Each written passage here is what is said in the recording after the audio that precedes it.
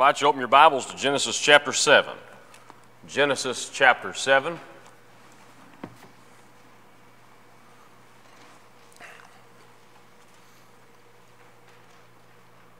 Our memory verse is on the board from Psalm chapter 2, verses 7 and 8, as we've discussed Jesus as our King for the month of October. If you don't mind saying this with me. The Lord has said to me, "You are my son. Today I have begotten you. Ask of me, and I will give you the nations for your inheritance."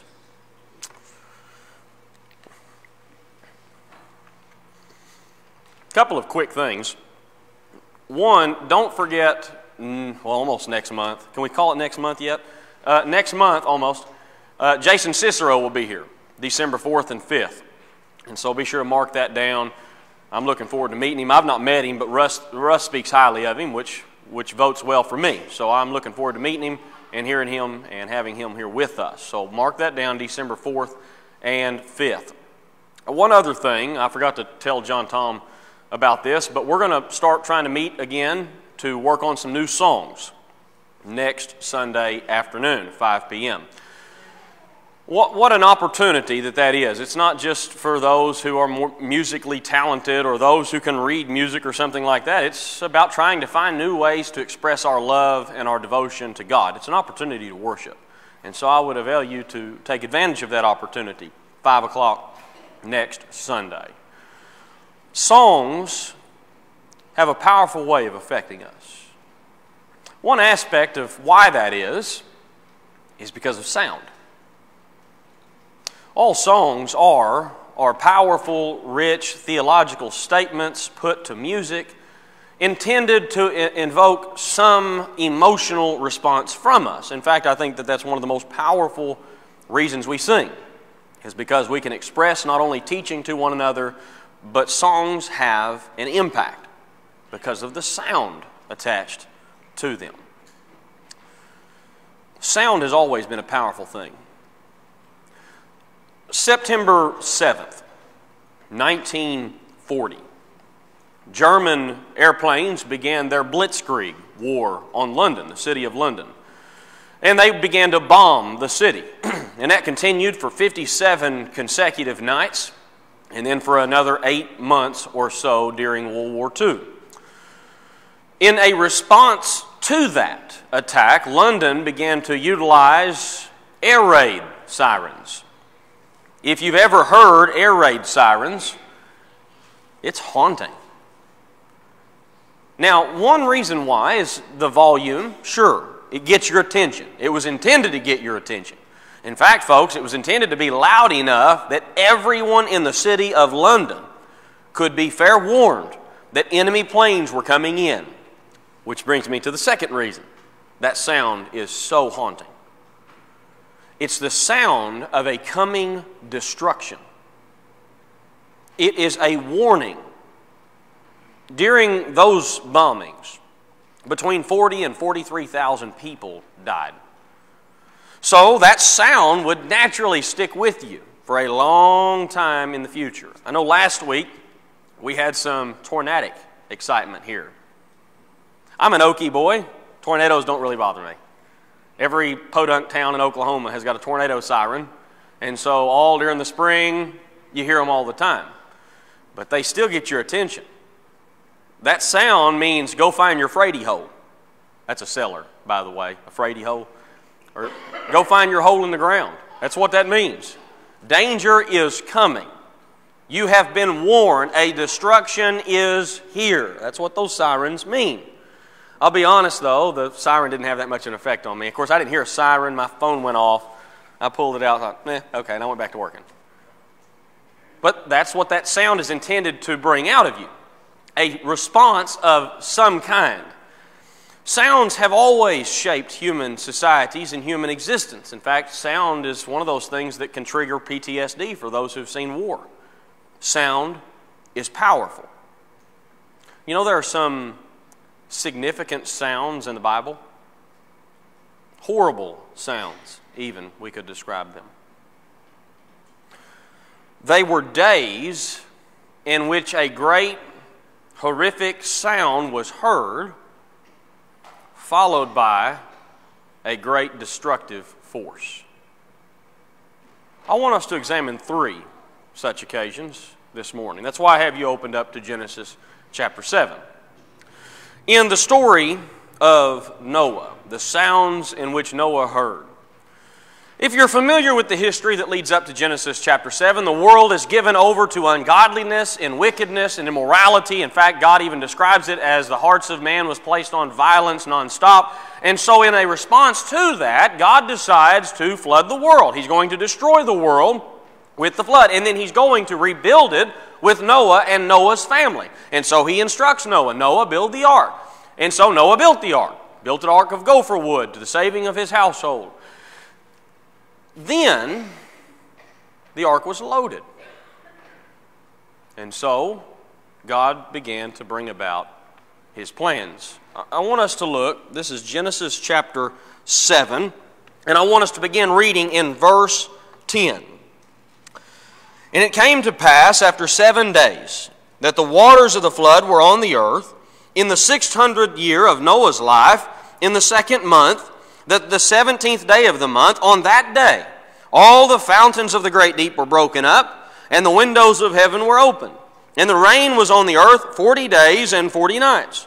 On the same day, Noah and Noah's sons, Shem, Ham, and Japheth, Noah's wife, and the 3 wives of his sons with him entered the ark.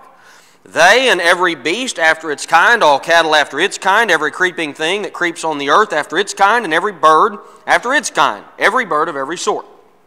And they went into the ark to Noah, 2 by 2 of all flesh, in which is the breath of life. So that those that entered, male and female, all flesh went in, and God commanded him. And the Lord, notice this, the Lord shut him in. Now, we don't know a whole lot about the circumstances or events that led up to this, other than what the divine message reveals. But what we can put together is that Noah, for one, was a preacher, as Peter calls him, of righteousness. 2 Peter 2, verse 5. He was a preacher, a proclaimer of great truth. In fact, in Hebrews chapter 11 and verse 7, God says, through the Hebrew writer, that Moses, maybe a long morning, that Noah was divinely warned of God and moved. He was prompted by that information to the building of the ark and the saving of his household.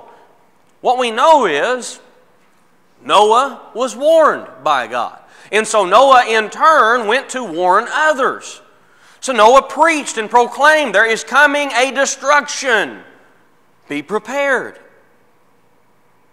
Have you ever stopped and appreciated that had more people heeded the message of Noah, more people would have been on the ark?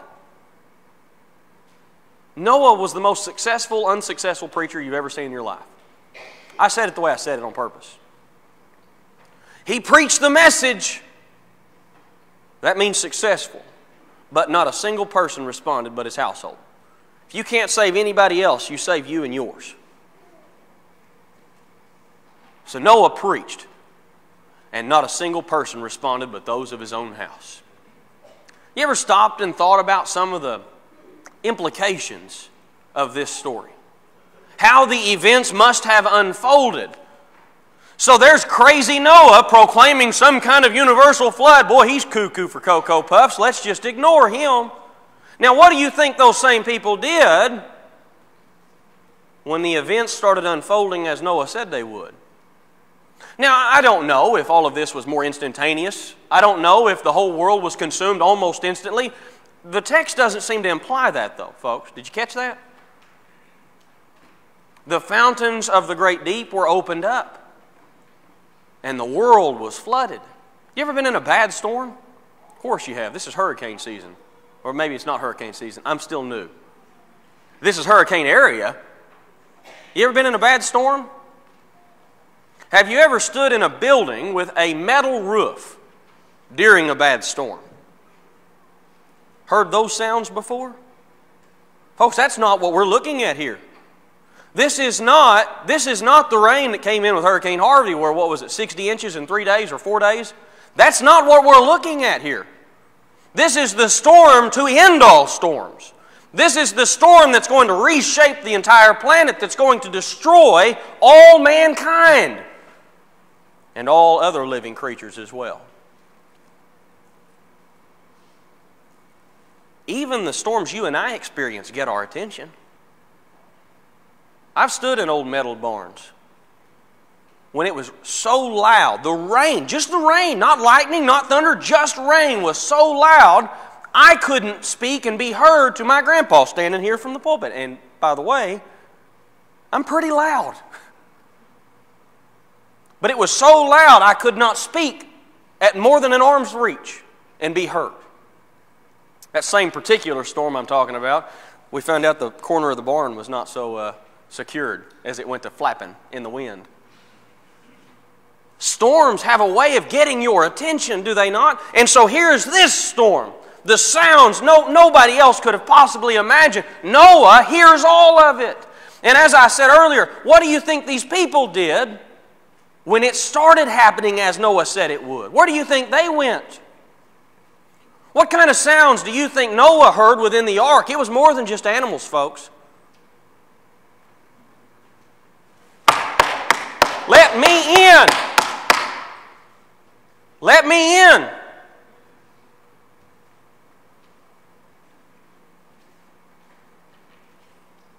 You think Noah remembered the promises of God?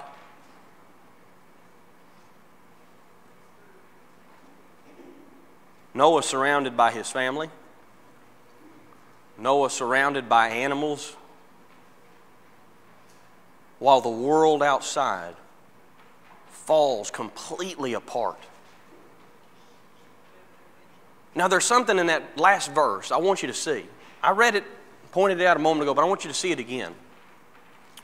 Verse 16, all of this happens.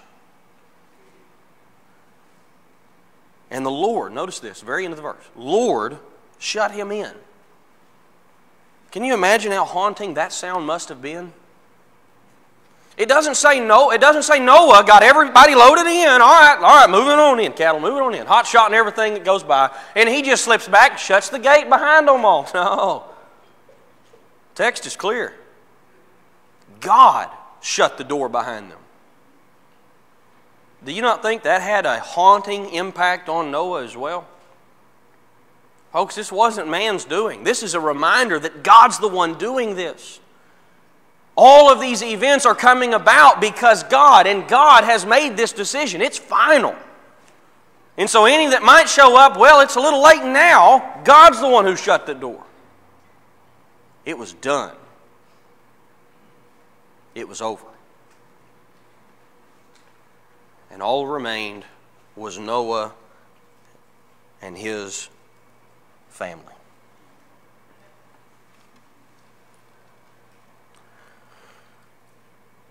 Noah had warned those people, though. They just didn't listen. Imagine the sounds Noah heard.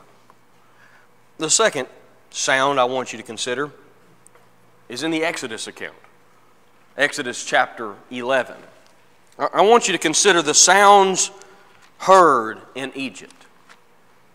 In Exodus chapter 11, we're fairly familiar with this historical account.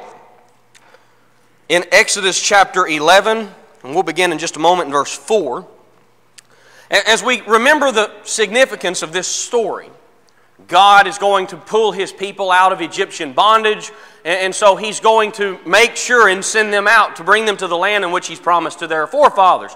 But the problem was they were enslaved to the Egyptians, and Egypt was not about to let their slavery go. They were not going to let those free workers leave them. And so Pharaoh, he boldened himself up against God, and therefore God brought about the plagues. And so one plague after another would not change Pharaoh's mind, culminating in the 10th and final plague. God tells Moses about this plague in chapter 11. Let's look at this, chapter 11, verse 4. Then Moses said, "Thus says the Lord, about midnight I will go out into the midst of Egypt, and all the firstborn in the land of Egypt shall die, from the firstborn of Pharaoh who sits on his throne, even to the firstborn of the female servant who's behind the handmill, and all the firstborn of the animals. Then there shall be a great cry throughout all the land of Egypt, such as was not like it before, nor shall be like it again. But against none of the children of Israel shall a dog move its tongue, against man or beast, that you may know that the Lord does make a difference between the Egyptians and Israel. And all these servants shall come down to me and bow down to me, saying, Get out, and all the people who follow you. After that I will go out. Then he went out from Pharaoh in great anger. So Moses warns Pharaoh of what is to come. Did you catch some of the sounds he's telling them is about to be heard? There's going to be a cry, verse 6. A cry throughout all the land, such as was not like it before, nor shall be like it again. Of course, chapter 12, God institutes the Passover feast. And so God gives Israel the different restrictions within that feast and what they should do so that they are honoring and obedient to God, and so that the angel of the Lord passes over their house. And so as Israel does all of that, down in chapter 12, verse 12, God tells them that I'm doing this, verse 12, I'm going to pass through the land of Egypt on that night. I will strike the firstborn of the land of Egypt, both man and beast. Against all the gods of Egypt I will execute judgment. I am the Lord. So a little bit of a statement about why all this is happening. I'm wanting my people let go, that's sure, yeah, that's it. But I'm also establishing myself as the only true and living God. I may say more on that later. So I'm going to pocket the rest of that. You have to hang on to the cliffhanger. Sorry. I got to keep things interesting once in a while. So I'll pocket that one and do it later. All of this, though, is to express the true and absolute sovereignty of God, of Jehovah, of Yahweh, which is His covenantal name. And so He expresses all of these things. You're getting judged because of this. Your rejection of your Maker is a big deal. Jump down to chapter 12, verse 29. And so, it came to pass at midnight that the Lord struck all the firstborn in the land of Egypt, from the firstborn of Pharaoh, who sits on his throne, to the firstborn of the captive who was in the dungeon, and all the firstborn of livestock. So Pharaoh rose in the night, he, all his servants, and all the Egyptians, and there was a great cry in Egypt. For there was not a house where there was not one dead.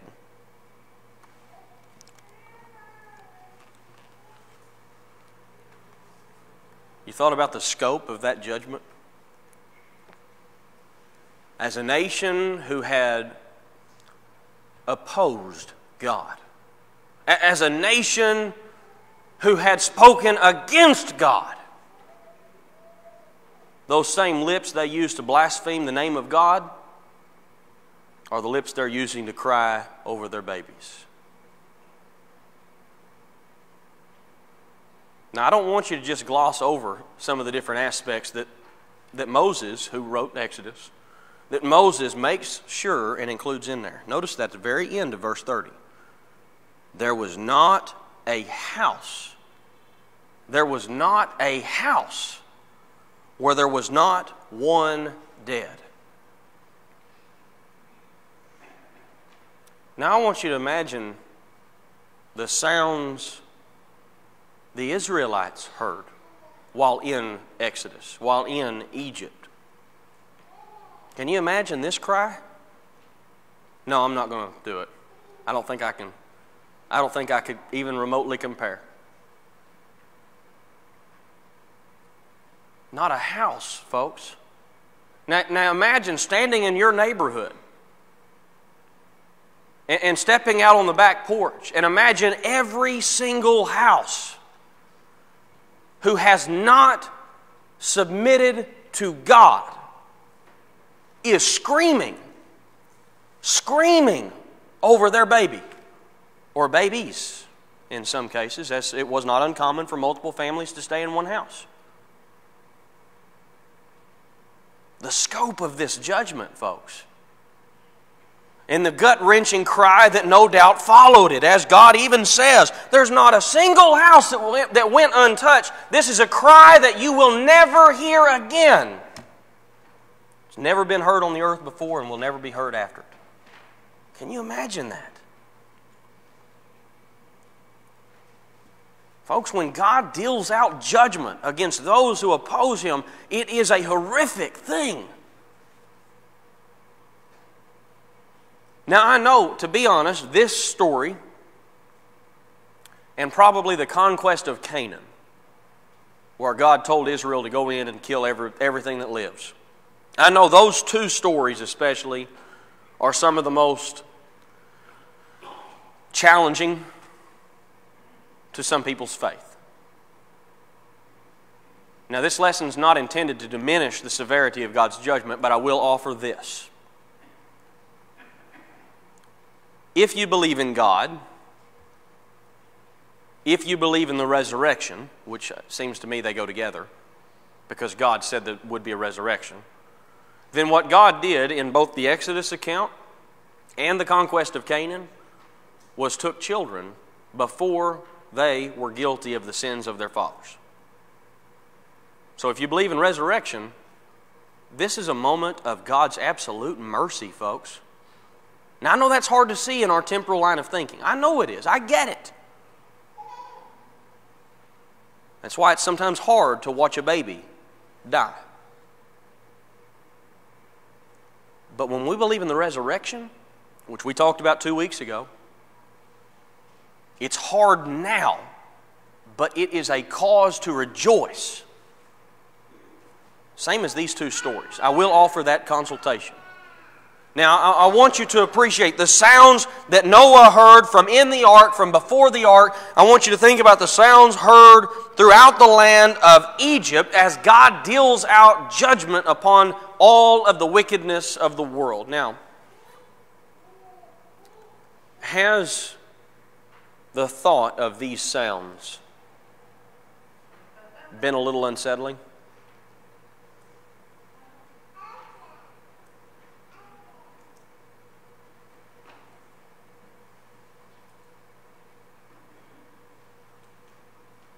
Good.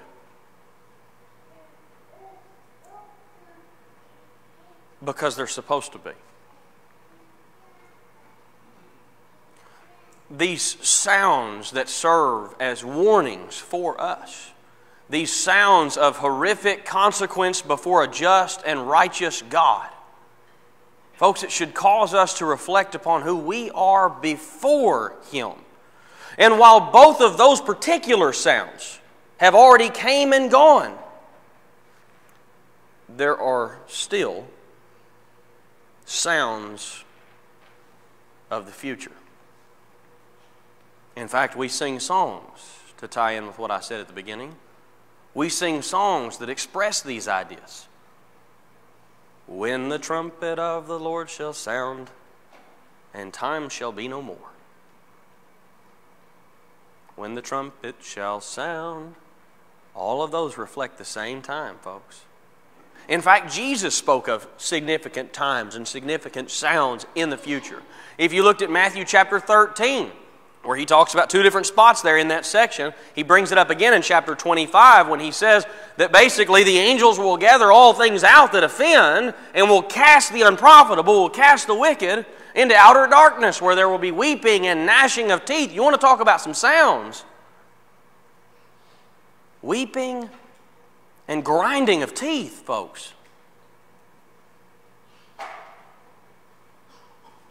And if that is not bad enough, it's dark. That's the place in which Jesus cast the unprofitable servant when He brings all this back up in chapter 25 in the judgment scene that Russ talked about a few weeks ago. Folks, these sounds serve as our warning. And so the sounds Noah heard, the sounds in Egypt, but then I want us to consider the sound on Judgment Day. I want us to look at 1 Thessalonians chapter 4. We looked at this passage a few weeks ago in more detail, so we're not going to belabor the point this morning. This is 1 Thessalonians chapter 4. 1 Thessalonians chapter 4.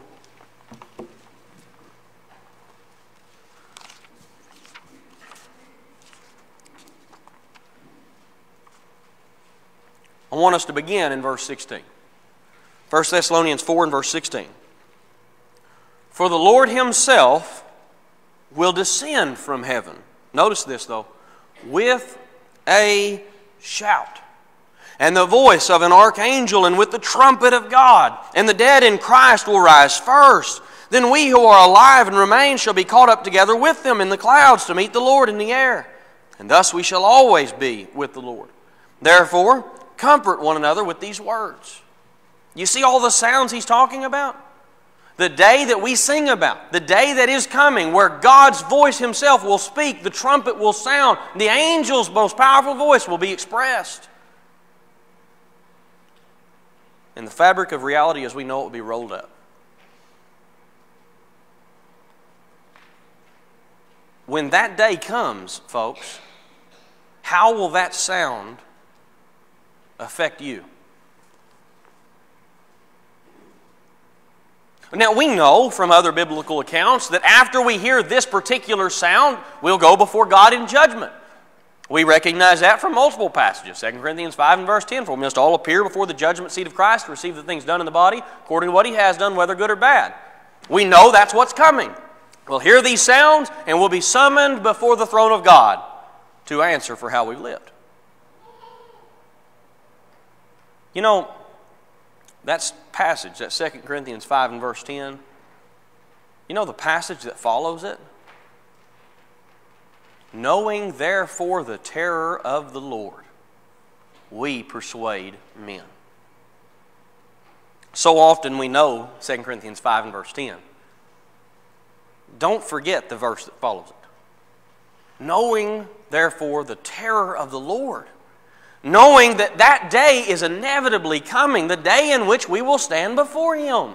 All of these other days are precursors to it. All of these other days are warnings of its coming. It should always remind us to reflect upon our standing before an eternal and just God. Are you ready?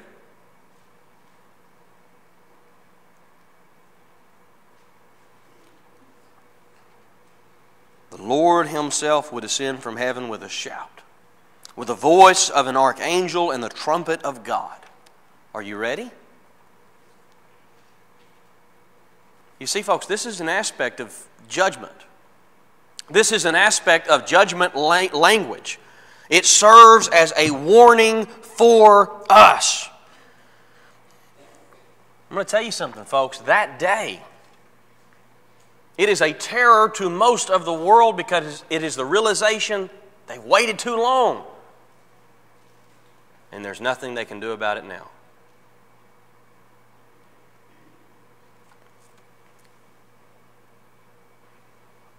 Does the knowledge of the inevitability of that day have any effect on you now? Fundamentally, folks, at its most basic level of Christianity, that's the motivation. That's the reason most of us obey the gospel, because we were afraid. We were afraid of standing before him that day and being unprepared. Is that prompting, is that motivation still there at all? A concern I've had for far too long, and I'm fairly young. I'll still claim it. I'm young. Too many look at baptism like it's a ticket punched. You want to talk about once saved, always saved? There's people in the church that believe that garbage because they got baptized. They're baptized for the remission of sins. Folks, just because you got baptized today doesn't mean you're going to heaven tomorrow. Now, if you're not living right, now if you're living right, we can have a whole different discussion. If you're living faithfully before the King, it's a whole different topic.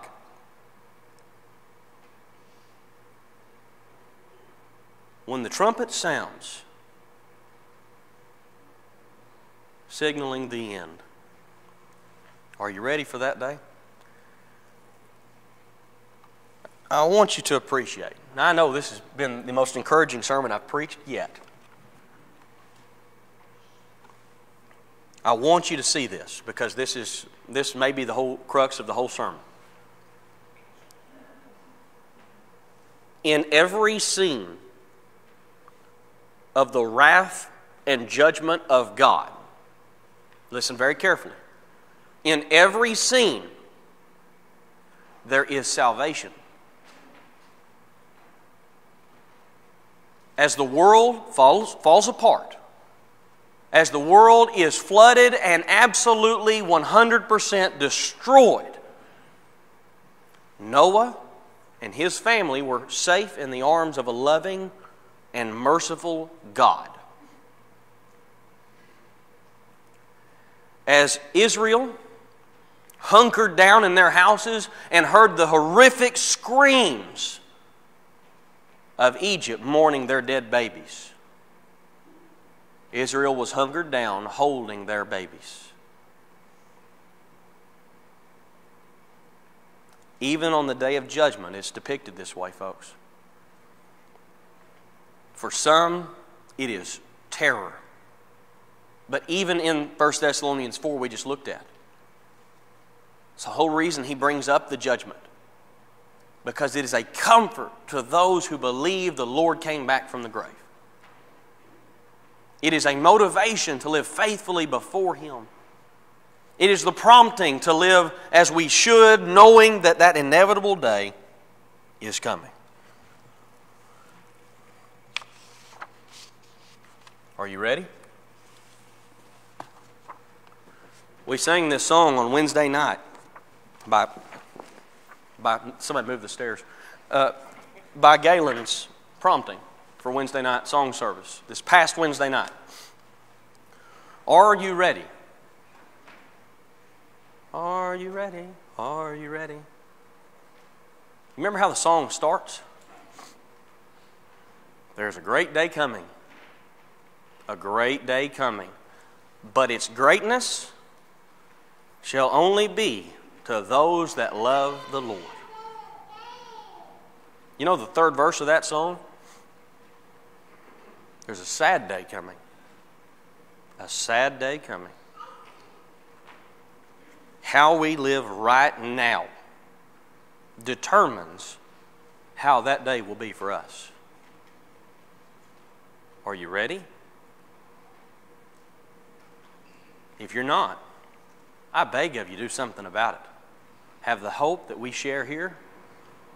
Have the new purpose, the new passion, and the new life in Christ. If we can assist you in some way this morning, be prepared for the judgment day.